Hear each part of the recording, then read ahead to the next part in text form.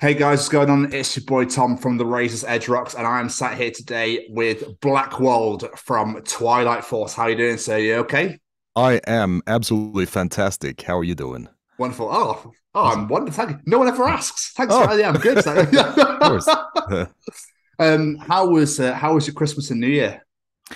It was pleasant. It was nice. I had family over from overseas, so Oh, it was nice. uh, a lot of preparations and stuff. But it was very nice. Yeah, and No, I'm I, good. I Fair I would play. want to say relaxing. I can't really say that, but it was very nice.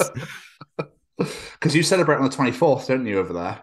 Yes, we do. Yeah. Yeah. I know Uh, I don't, loads of different countries do it different ways. So that's why I just thought I actually had to Google, to do Sweden celebrate Christmas first before I asked that question? oh, I really? was like, Yeah, no, it's true. Yeah, we do it 24th because it's Christmas Eve, right? So that's what we do. yeah, And then you have, so I basically had two Christmases. We had 24th on the Swedish side of the family, and then yeah. 25th on the US side of the family. So Ah, uh, nice. That's awesome. double. Wonderful. Yeah. Yeah, you can't go wrong with that.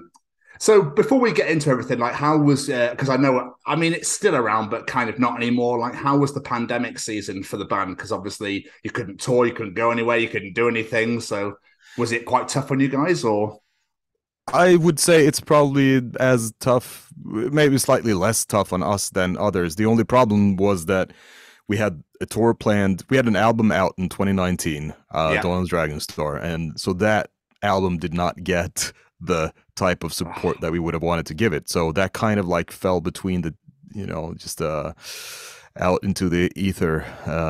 So we couldn't tour on it, and now this tour that we are finally, fingers crossed. No, I mean it's happening in a week. I hope. I don't think anything drastic is going to happen in a week, but this tour is now, I mean, it's been postponed. I think this is the third or fourth attempt at doing Oh, this.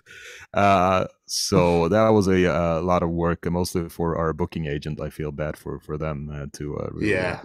But other than that, it gave us time also to write this album, and I've mostly tried to stay away from people and just stay at home as much as possible. It was weird. I mean, it was a tough time for everyone, Yeah. and specifically for Twilight Force, it was a bit of a bummer that Dawn of the Dragon Star didn't get the support that we wanted to give it. But yeah, we'll make it up on this album cycle instead. Yeah, I don't doubt it. Yeah. After listening to the album, I really don't doubt it at all. Coming Okay. back literally with with force. Like Yes, so I hope so. Yeah. where does the name Twilight Force come from? Ooh, that was a good question. It was coined many years ago. Oh, Uh, it was. I mean, it is the name of the group of heroes and adventurers that the band consists of. oh, yeah. Yes. So we are the Twilight Force. We are the six crystal bearers that are destined to save the Twilight Kingdoms from darkness and evil. So that's basically what it is, and that's how it was coined. It was, I guess, the name Twilight Force was coined even before we had a fleshed out uh, view of the Twilight Kingdoms, like the high fantasy world that we've created around our music.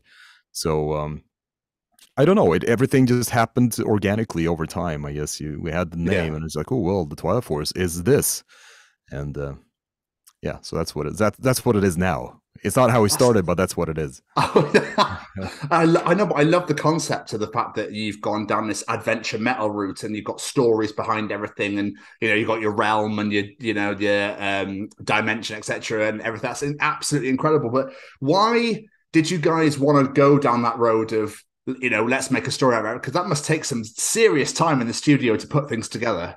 You are not wrong, sir. Yeah, it is. It's taken a lot of time. I figured in the beginning, the first album that we made, that was more our tribute to the type of classic power metal that we grew up with, that we enjoyed and listened to, like Rhapsody, Blind Guardian, Stradivarius, and Sonata Arctica, stuff like that. and it's sort of, you can tell from the sound, but we put a little more maybe orchestrations and stuff in, but it was still not that. It's a pretty straightforward power metal. And then when we did our second album, Heroes of Might and Magic, we sort of went all in, and we figured this is what we want to do. Let's take this, let's dial it up a notch or 10 notches, and add as much orchestrations, not as much as possible, but everything was deliberate. We had an idea. We wanted to create this big epic orchestra-centered power metal. That at that time we realized, this is in order to try to differentiate ourselves. I feel like adventure metal at the time was what we decided to call it, because that's what we wanted to convey. Like, you want to convey the feeling of going on an adventure, going on a quest, like the eternal journey of a medieval fantasy adventurer. So that sort of just became the name. I mean, we're still power metal. We're not like, oh, actually, we're not power metal. We're it's still that. But we feel if you want to be very strict about it, then yeah, adventure metal. But so the world, the kingdom, the Twilight Kingdoms, and the fantasy realms surrounding it, that kind of grew from there, from the second album and onwards. So, because it felt such a natural next step and part of the music that we play, it just made sense. Like, you have, it's just, and you can't go out on stage and play in a jeans and t-shirt. We never did that. We had our costumes and stuff from day one, but it felt natural to have every band member had a character in the story and a background and something that fits into the world of the Twilight Kingdoms. And so it just became a big part of the music. And yes, it does take time to incorporate this into the songs, but it is also freedom. It's very, I like that we have this, because it gives us the opportunity to, when we're writing music and you want to put words to the music, you can easily just, first you ask yourself, what does this song convey to you? Like, what emotions does it invoke? Is it, are you flying over mountains, or are you sailing on a sea, or are you working your way through mines or caverns or whatever? And you can then, from that setting, and you ask yourself, oh, it's the sun shining, or is it raining, or is it the thunder and lightning? What is happening? And from these just bullet points of emotions and settings, scenery, you can then write a story, and you can pick and choose from this world, which is very nice. Like, well, I feel like this story is about the origins of this character, for example, or this story is about this magic item that an adventurer found in a dark and forgotten cave on a deserted island. So it gives a lot of freedom in that way, and it also means that, but with every song and with every short story that we write throughout these kingdoms, you will get more and more content for the world, and build a more coherent. The world building will be more and more coherent, and that is actually something throughout this year that I'm planning on doing a little, or actually way more, to build this world. I feel that's a part that has been sort of not at the top of our priorities, to establish the world. I feel a lot of people are reading about it. They're reading lyrics and they're trying to connect dots and trying to find how things are connected, which has maybe been a little hard for several reasons. It's never really been a very clear like timeline or a historical context of things. It's just been loosely based stories. But I feel like I want to do that. I want to make this more clear and coherent. So that's a big project. Now that the album's out. Yeah. Can you just narrate my life when I walk around? Can you just talk while I'm walking and doing the apps? I was supposed to buy milk today. I better turn the corner here. Oh, I love it. I absolutely love it. So obviously, like I said, we're incorporating the stories into the songs and whatnot. So do you start with let's build the music first? Let's get just get the drums laid down, the guitar, etc., and then right over the top, or is it I've got this story, should we put music to it? It's a little different. I would say most of the time is the music first, because then you can, like I said, you get that you can put it into a visual context, right? Like your Yeah, landscape or what. Yeah. So that makes it a little easier. Um, but there has been times where we have thought, oh, I want to write a song with this title, and the title gives off the vibe of the entire, like gives away the vibe of the entire song.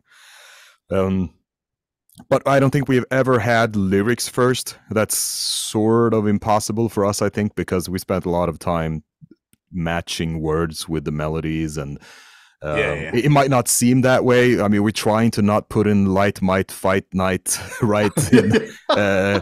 rhymes, uh, but it does take a lot of time to make sure that everything fits very well with the melodies, and the words are a good match. So to write a lyrics first is kind of impossible, I think, for us. But yeah, there has been times where we have a title, or a basic storyline.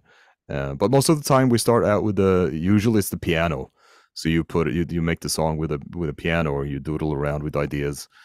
And it's also different, like some, which you can probably tell from this album. For example, if you have a song like Twilight Force, it's more like band oriented, straight up power metal song. But then you go to, for example, the last Crystal Bearer, which is sort of obvious that it was written more with the orchestra in mind. So that was Yeah. an orchestral piece more so than anything else, and then you build everything around that. So it's a little different, and I think it shines through when you listen to it. What the hen or the egg, which came first? Yeah, The dragon egg. I got massive bard vibe. I got bard vibes from the last Crystal Bearer. I just like it was somebody who was like walking along and like enchanting, like singing away as you were All going right, down. that's it. That's good. That's a That's good association. Uh, Um, so obviously your brand new album, At the Heart of Wintervale, is out on Friday, the 20th of January, I believe, in mhm. a week on Friday. How are you pumped, excited for its release? I'm very excited. It's gonna be. I mean, it's been a long time coming, and we've been working on it for 3 years, basically. So it's, yeah. I mean, obviously not full time for 3 years, but we started writing it at the at the time of the release of the last album. So it's taken us 3 years. I would say the past year or so has been a lot of crunching and a lot of work, but then obviously a lot of the song ideas has been growing over the past 3 years. So yeah, it's like delivering a huge dragon baby Yeah. after a long time, and it's also a little stressful because and exciting, because the day of the release is also the day of the first show of the tour that we're going Oh, on. So it's a lot of things happening at once there. So that calls for double the celebration. absolutely, absolutely. I mean, because you've been sat on an album, because you've been sat on it for that long, for 3 years, you've been working on it. Do you ever worry that you could like overdo it almost? You know, when you're taking bits out and putting bits in and that sort of thing. Oh, I always overdo everything. So, so I'm not surprised if that happens. But it's there is a saying, you say that the difficult part is not knowing when it's good, it's knowing when it's done. So that's a Yes. very that's sort of like you have to put up limitations for yourself and say, okay, well, this is it has to be good enough, otherwise we would be working on one album for our lifetimes. So that can't, it doesn't work. But I feel honestly on this album, I don't feel like I skimped out on it. I don't think we've ever been this on time with things, and could really put down all the stuff that we wanted, and there was nothing that was like left to chance. I feel like, and so that feels better than ever. Actually, I've never been disappointed or not satisfied with anything we put out. But you know how it is. And you listen to something. That should have been that way, or that. Now that I listen Mm. to it, there are very, very few things that I would have done any different. So that's good. Well, that's very good. I mean, getting the pleasure to I've obviously already heard it before. It's phenomenal. Thank you. Absolutely. It's not my style, but I absolutely loved it. So Oh, I'm happy. I'm now going to go back because I've just recently found out about you guys. So I'm now going to go back and check out everything else. So All right. I'm quite excited. I'm not going to lie. Especially just for those guitar riffs and solos, just absolutely glorious. What would you say sets this album apart from your back catalogue, or does it at all? Is it just obviously the next part? I think it does a little bit. Like I touched on, the first album was more straight up power metal. Second album is very symphonic. Uh, I love it. Some people might say it's too symphonic. It's like I can't hear the guitars. But the thing is, well, if you would mute the guitars, you would definitely hear that they disappear. So it's very they are there. They just when we did it, when we made the album, we really had the intention of making the guitars just another instrument in the orchestra. Instead of, usually it's like, oh, you have guitars and then you have an orchestra accompanying the band, so to speak. Yeah. We had the deliberate intention of just making sure that it was all part of part of the sheet music of the orchestra, sort of. So I'm very happy with that, how that turned out. And if you listen to it, you'll hear the guitars. It's just obviously not like AC/DC riffing. So if that's what you're looking for, then you have to look elsewhere or listen to AC/DC. But yeah, so that one was very symphonic. Then on the third album, we sort of, I wouldn't say tune down the orchestrations. There's still as much orchestrations. It's just we struck a slightly different balance and it's a little bit more back and forth. But also the biggest difference was we changed our singer at the time. So that was the third album was the first time we had Ali on vocals, and that posed a whole new, just like a set of opportunities to compose and mix and work with a new set of pipes. So and it was a lot of just getting to know each other, knowing what was what were the possibilities that we had, and see how we work together. And now, for example, now we know that Alion needs his pineapple juice in the vocal booth, so that makes it easier. So for this album, we could write songs with his voice in mind, and also have an easier time just like working together, because we know each other and we know the opportunity, the possibilities and limitations and whatever. So that made it easier in that regard. And but I feel like we have reached this album is a little more maybe focused. It's kind of a roller coaster in terms of different songs. Different songs have very different styles, like we've already touched a little bit upon. Like you have some straight up power metal songs, you have more orchestrated and longer epics.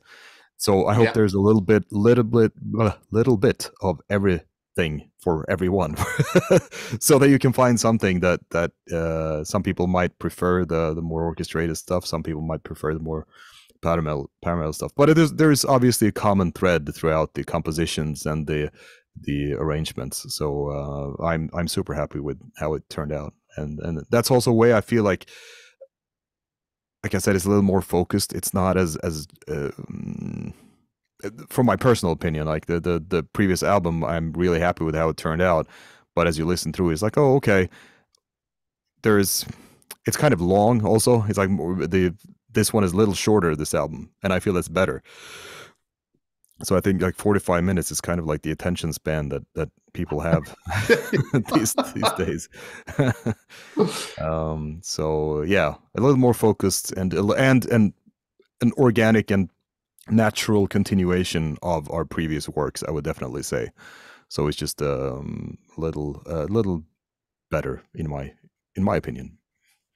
Well, I'm excited to see what people say about it, because I think it's definitely, it's one of those where every single song you're like, this is just fantastic. There's no songs where you go, oh, that's all right, but this one was better.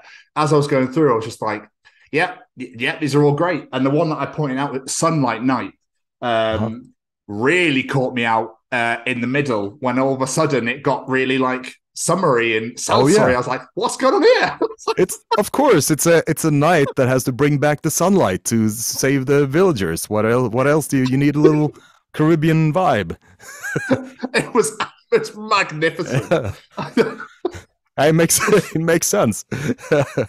Well, actually, well, yeah, fair point. It does make sense. It's just the transition from it to Jungle Back. I was like, Yeah. okay, that was incredible, and I want it again. That's good. I'm happy to hear that. We succeeded. No, it was just one of those like happy accident, and we figured it's actually on par with what the song is about. So it just made sense, and we try to have little Easter eggs also, like the previous album has also some banjo playing with little country fiddle somewhere on Thunder Sword, the song.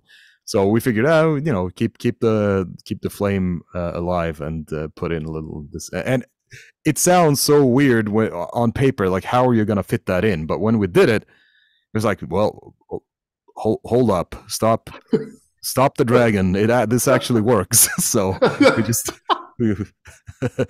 Once those floodgates were open, you just yeah, it's one of those moments where you all sat down and went, "Hang on a second, guys, did yeah.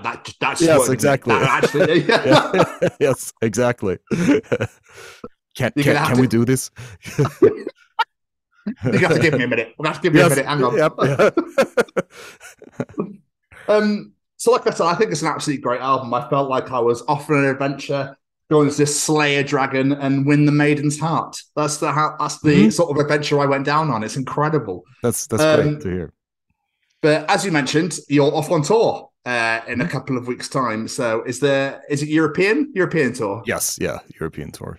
More like Center European. Well, we go down Bulgaria and Italy, and then up to Glasgow is the like most northern we go, I think. So. So you are coming to the UK. Yes, we are. 3 shows. Oh yes. Okay, I'm definitely going to be. Where are the shows at? We're doing London, Manchester, and Glasgow. Manchester's going to be the closest. Okay, no worries. I'll be seeing you there. That's great to hear. Well, I look forward to that. Make sure to come say hi. Yeah, I definitely will. For people listening to this, make sure you're all going as well. All of you. Yes, all right, please. Yeah, going to hold you all accountable. Yes, we have to raise our swords together on the battlefield. That is probably one of my favorite voices ever. Like literally, hands down. Thank you. What about? I made it myself. What about festival season? Are you thinking of getting on the festival road this year?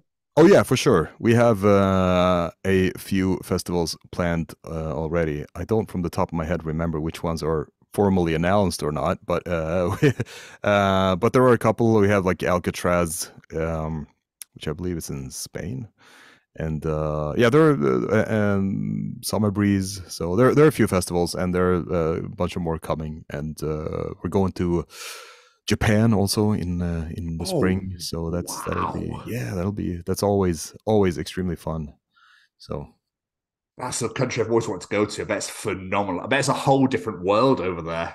It is. It's very strange. It's like one of the places which is on the surface is very similar to Europe, but when you get in there and you dig your teeth into the culture and the world, and it's very different, very exotic and fantastic people, and just all right. It's a great place, really. So we're super happy to go back together with Power Quest.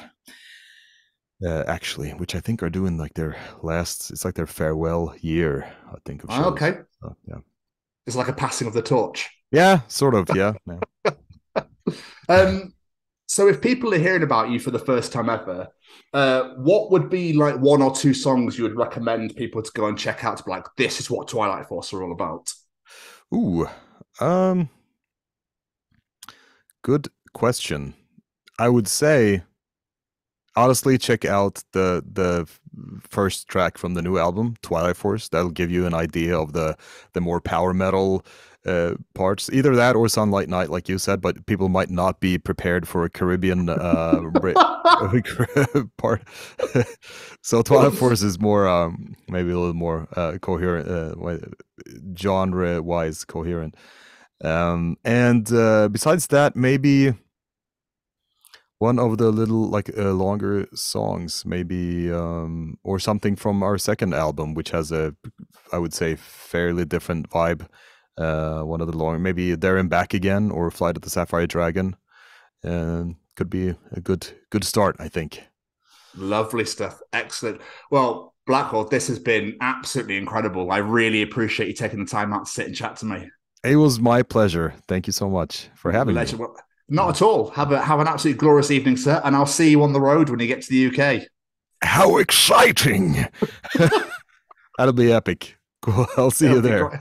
No, you look after yourself, so you take care you too. now. See you later, buddy. Bye-bye. Bye-bye.